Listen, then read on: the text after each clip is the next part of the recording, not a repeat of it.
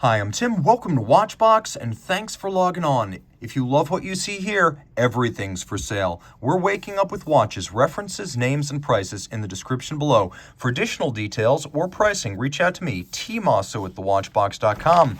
And I'm always looking to build inventory. Trade me a watch, sell me a watch. We make the process seamless and easy. We pay cash, we pay fast, no upper limit on value paid. We will wire you money for your entire collection of platinum FP Journes, Grubel 4Cs, or debit tune timepieces. Again, reach out to Team Mosso at thewatchbox.com to buy, trade, or sell watches today.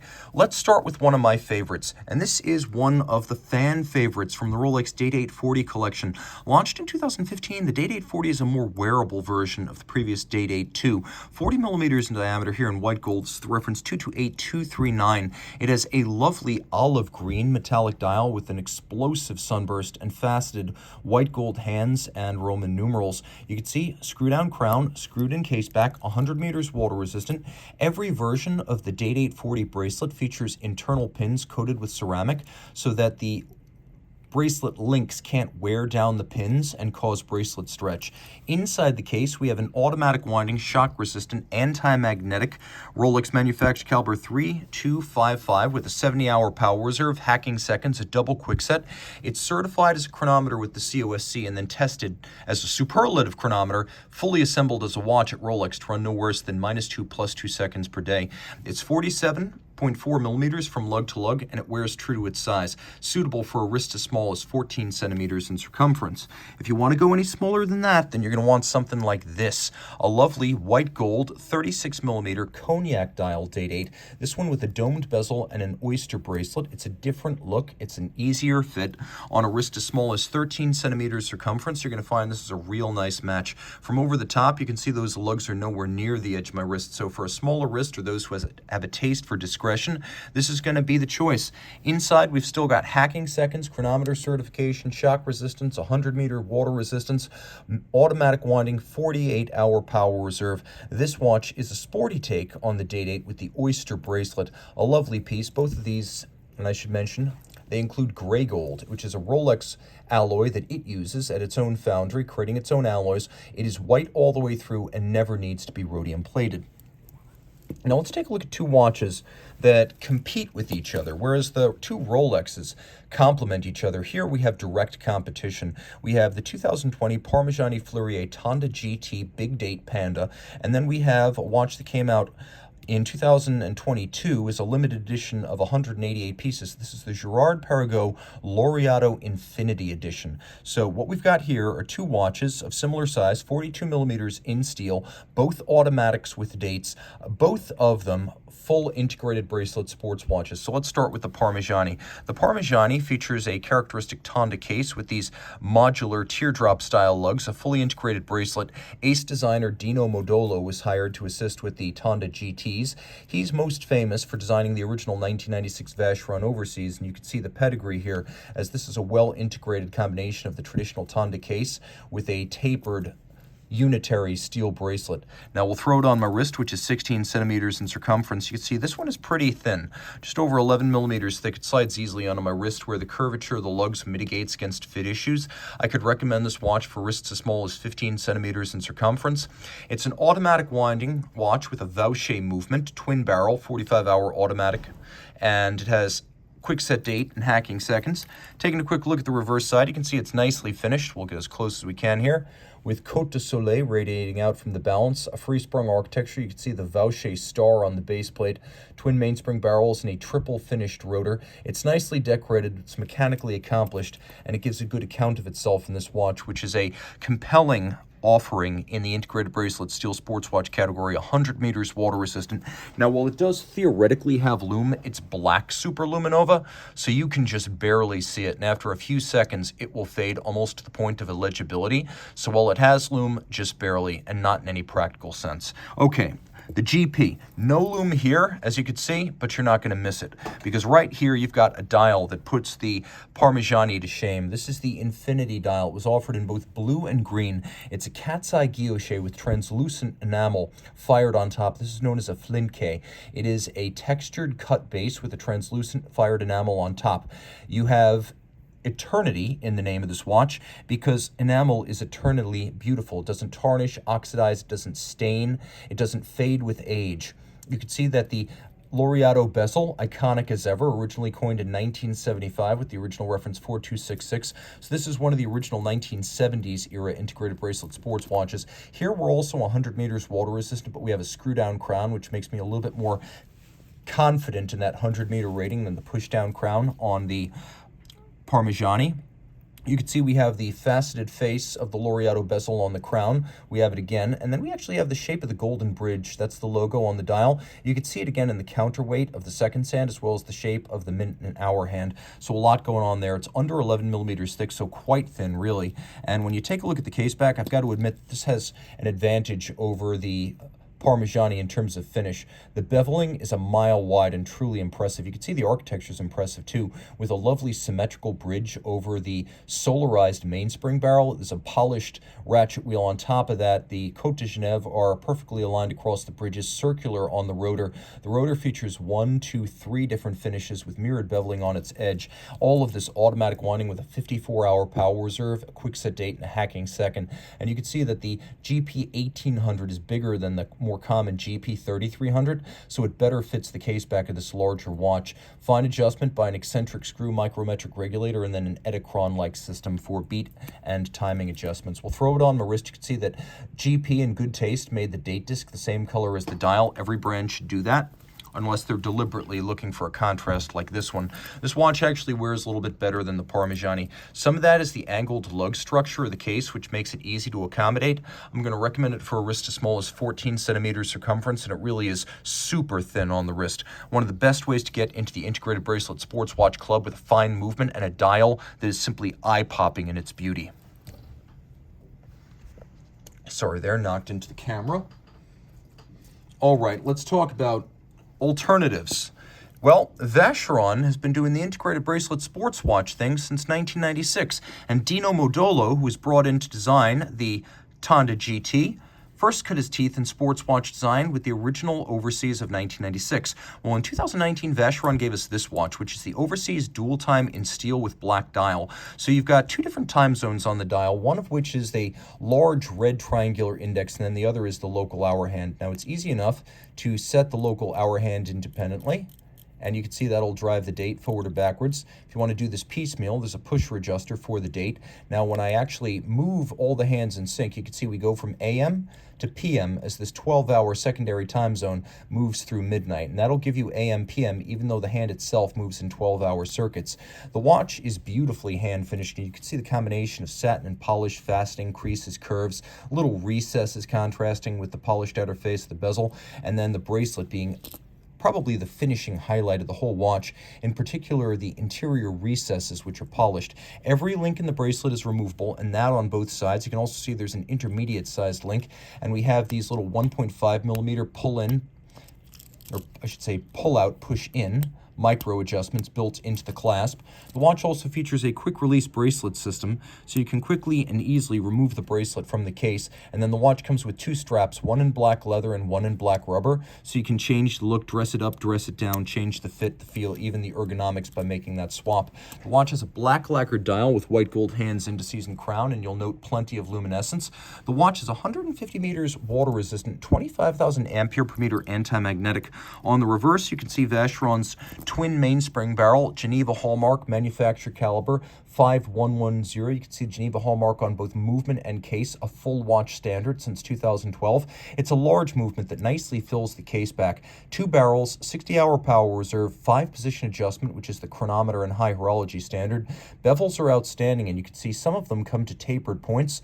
Always worth mentioning on a watch, because we talk a lot about interior angles, but exterior points are just as important. We've got this lovely quadruple finished compass rose style 22 karat rose gold winding mass. We'll throw this watch on my wrist. It's 41.5. I'd say it measures 41.5, but it really wears like a 42, 43. So we'll throw it on my wrist, and you can see that it is a large watch. It's more like a Vacheron version of a Royal Oak offshore than a Vacheron version of a 41 millimeter Royal Oak. And I'm going to recommend this for wrists 15 centimeters circumference or larger. I'll let you be the judge. Please note, it will wear smaller if you put it on the rubber strap that comes with it.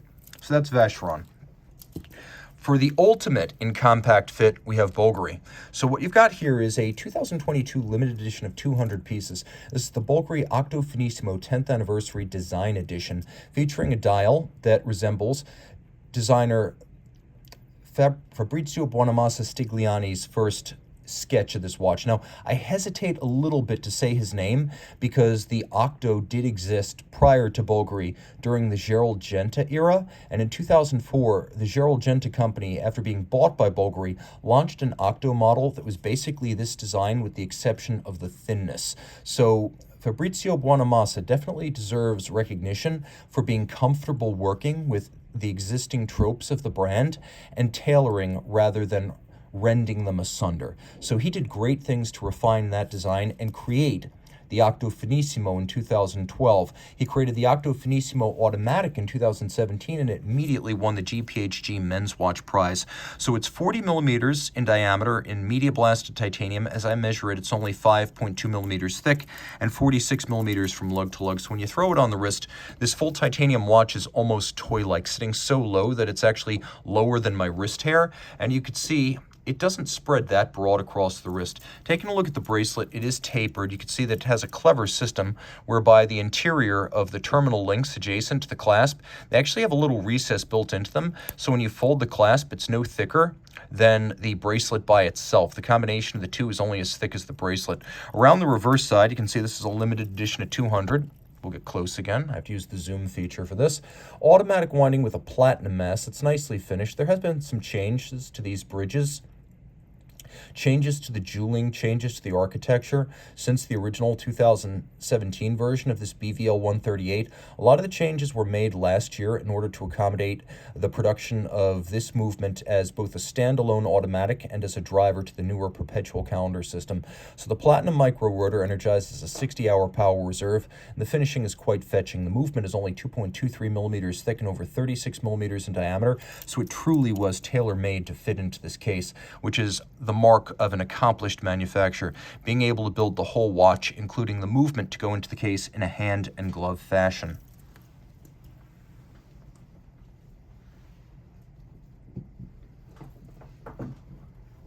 I love my independent brands, and I know you do as well. And I've got two spectacular ones here. First, Urwerk of Geneva. They attended their first Basel World in 1997, making them one of the first independent modern watch brands.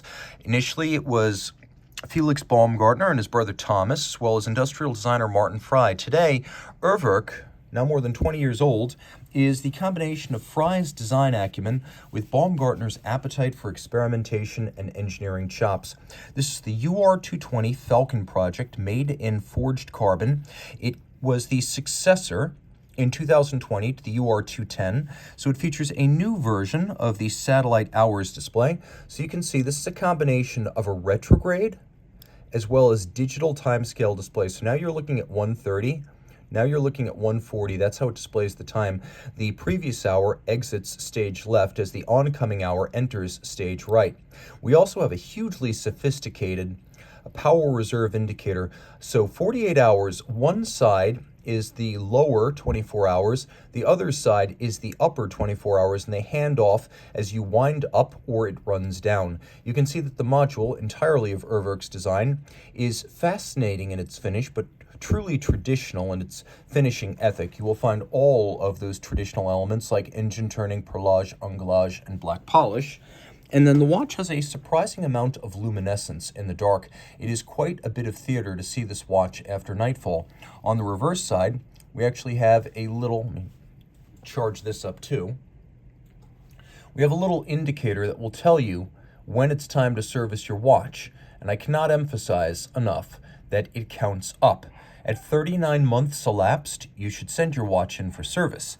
This is a watch that will be limited in production with only 15 made each year, so rest assured you will never see a ton of them. You probably will never even see another one of them. Throw it on the wrist and you can see it wears well. Compact across the wrist and feather light with its profusion of titanium, sapphire, and carbon. You could wear this watch on a wrist as small as 15 centimeters circumference, and it's a very intuitive watch to read.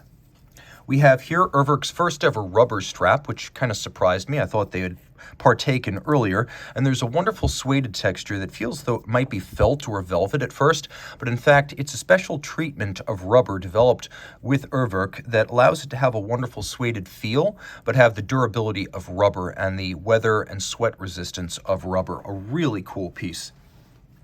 FP Journe, giving you a more conventional take on independent horology. Originally launched in 2009, this is the Journe Chronometre Bleu, 39 millimeters in diameter in blue-gray tantalum. It's only 8.5 millimeters thick. It has a dial that is alternately black polished and translucent blue lacquered. And one of the most overlooked features of this model is that the printing on the dial, as well as the hands, are actually an off-white type of cream coloration. They're much warmer than stark chalk white would be, and that's part of the appeal of the watch, although it's something you don't necessarily notice consciously. Flip it all over. We have caliber 1304, and you can see that the Chronometre Bleu version of the 1304 omits the power reserve of the Chronometre Souverain. 18-karat rose gold bridges and plates. There's a invisible drivetrain, so you can see the power source and the escapement, but you can't see the link between them. There's this big Clou de Paris gulf between them. The drivetrain actually runs under the dial side. Twin barrels in series, 56-hour power reserve, 6-position adjusted, free sprung balance, and a lot of open, airy gaps between bridges, so you can appreciate the engine turning, the Clou de Paris, the beveling on the edge of the bridges, as well as the polishing of all of the jewel and screw sinks. It is an impressively finished movement, and Journe finish is getting better over the years, starting to feel more artisanal and less routine. This watch has always been charismatic and special, right down to the use of a full tantalum pin and buckle, something a lot of other brands with tantalum watches will overlook. Throw it on the wrist, it's thin, it's flat, it's gorgeous, it's timeless. It's that rare brand point of entry or entry-level watch that becomes the most desirable watch in the entire catalog. Let's take a look at a watch from David Candaux. Now, David Candaux made his first watch in 2018. It was the 1740 Half Hunter, but his career in watchmaking goes back farther than that. He's been a watchmaker and a master watchmaker since the 1990s. He's worked at Jaeger-LeCoultre, where he focused on minute repeaters and grande sonnerie. After that, Foundry, 47, designing tourbillon. For Baudelaire, he created the Ivresse, which is a bevel gear flying tourbillon. And then for MB&F, he designed watches like the HM6 Space Pirate before striking off on his own to create his own watches. This watch launched in 2021, 8 pieces in grade 5 titanium. It is the DC7 Genesis. What we've got is a lovely sunburst blue metallic dial with an angled flying tourbillon. We'll get as close as we can without corrupting the finish, or I should say the focus on the finish. And you can see that it is a flying tourbillon with the tourbillon angled at 3 degrees, necessitating the use of bevel gears in the drivetrain of the watch. And then the balance is angled at 30 degrees to help encourage gravity and the tourbillon action to even out the vagaries of timing. Now we have an overcoil here in free sprung balance architecture, and if you look carefully you can see that the upper bridge of the cage features satination on its top, mirror beveling on its edge. It's been fire blued and it has sharp interior angles. It's also free sprung with an overcoil. It's a 1-minute tourbillon that acts as the seconds display for the watch. We'll do a quick lume shot here. The watch is not the brightest of lume, but you can see that the luminescent tourbillon is entertaining. On the reverse side of this 44mm titanium watch, you could see bridges and plates also made of titanium, and they are frosted using a Turkish oil stone, a technique generally used for whetting and sharpening knives. This is its first application on a watch. The bevels are perfect, the real deal. David Candaux and a handful of employees work out of a converted farmhouse, and they do everything the old-fashioned way. Some parts are brought in from high-end suppliers, but all of the finishing, regulation, assembly, and adjustment is done in-house. 8 pieces made, and again, the bridges and plates are grade 5 titanium, just like the watch. The beveling, the frosting, the black polishing of the nameplate, and the solid gold David Candaux logo, all lending a real sense of occasion. And in spite of the power-intensive complication, the watch has a 72-hour power reserve. We also have Candaux's Magic Crown, which is a telescoping crown that can be used for a couple of different things, such as winding, or at a different plane, can be used for setting the watch. And it's a lot of fun to play with this recessed and retractable magic crown, which is exactly what he calls it. He calls it the Magic Crown. Not my words, his. throw this incredibly exclusive watch on the wrist, you can see why Candaux is a member of the AHCI. It's not just that he's an accomplished watchmaker, but he has a keen eye for design and ergonomics, and this watch fits wonderfully. Feather light, being all titanium and sapphire, even internally, it wears like a dream. For those who might be on a more limited budget, I've got a fun watch that debuted as you see it here in 2021. This is the Tudor Black Bay chronograph inverse panda, so 41 millimeters in steel. It has an inverse panda dial with silver registers on a black base. It's 200 meters water resistant, and as you can see, it has plenty of luminescence. This one is on the factory NATO style strap. Now, it's not strictly a NATO because it doesn't use a gooseneck crimping system. It uses a conventional pin buckle and apertures in the strap, but it is textile and it is underslung. Throw the watch on the wrist, you can see it wears nicely. It's comfortable and actually wears a little bit more agreeably on my wrist than the same watch would on the factory bracelet. You can see it's not particularly thin, being 15.7 millimeters thick with the strap added, but it does wear like a full-sized watch, not oversized, full-sized. I could recommend it for a 15 centimeter circumference wrist, but ladies are probably going to want to look at smaller Black Bay, like a Black Bay 58. Inside, we have a Breitling B01 with some changes made.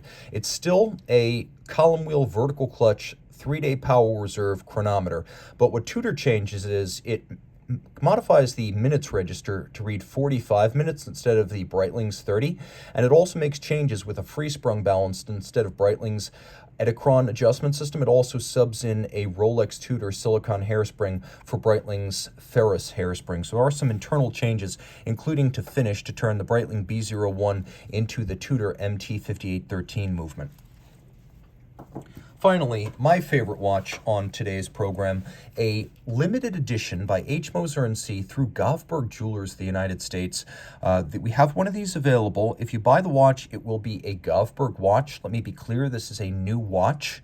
It is a 10-piece limited edition with jade dial in a tantalum case and an Andreas Streller designed perpetual calendar. So 10 of these were made with jade dial, 10 of them were made with lapis lazuli dial. Both are available, but the jade dial is going faster. Now, it's a fascinating watch because 42 millimeters in diameter, you can see it uses all the techniques Moser normally deploys on its steel and precious metal cases, including machining, hand finishing, and differential finish, including satin and polish. And polishing the tantalum took over a year to perfect before this watch could be made. You could see the dips and swells of that Endeavor bezel, thin at the mid-case, wide at 12 and 6, concave all the way around with sharp profiled recesses in the flanks of the case. We have here the dial of jade, and it's a lighter marbled white and green jade than, for instance, the bright green that you see on an FP Journe watch. We have a bidirectional perpetual calendar. You can see how I can adjust it in both directions. Andreas Streller's hallmark is hidden complications, and so he made this perpetual calendar as subtle as possible, so you wind up with a little index coaxial with the hands that indicates the month. So 12 months, 12 hours, that's how that works. And it can jump forward and backwards as you adjust the date forward and backwards. If you need to know the leap year phase, it's on the reverse of the watch. You can see it's right there, hidden. There if you need it, but out of harm's way and unobtrusive on the dial side where it can't do any damage to the aesthetic. We have constant seconds at 6 o'clock, and we have a power reserve indicator over at 9. And while the watch has a 7-day indicated power reserve, truth is it'll run for almost 9 days. Taking a look at the reverse side, this Endeavor case is bewitching with a concave profiled caseback that includes a cambered sapphire. The movement, made by hand and immaculately finished, features golden chaton fixing the pivot jewels all the way down from the twin barrels to the escapement. We have double-crested Côte de Genève across the bridges. We have machined but handsome bevels. We have hand black polished screws. We have a swan's neck style that is pocket watch inspired click spring. We have a satinated crown wheel core with a black polished click wheel. And then we have a full balance bridge with a free sprung balance. And the real highlights here are the overcoil hairspring for concentric breathing in every position, the 14-karat solid gold escapement for minimal lubrication and maximized resistance to friction.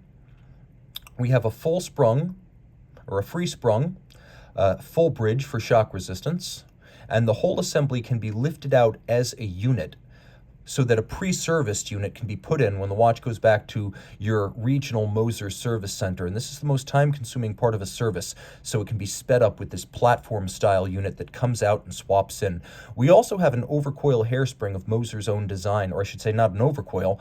We have something even better, 2 flat hairsprings horizontally opposed. This is not standard on Moser's 8-day movements. It's specific to this special reference. And by having the 2 flat hairsprings symmetrically crafted and 180 degrees opposed, when one, due to the influence of gravity, causes the balance to slow down, the other, by an equal and opposite margin, causes it to speed up, and vice versa, achieving instantly what a tourbillon might achieve under perfect conditions sitting vertically in a pocket.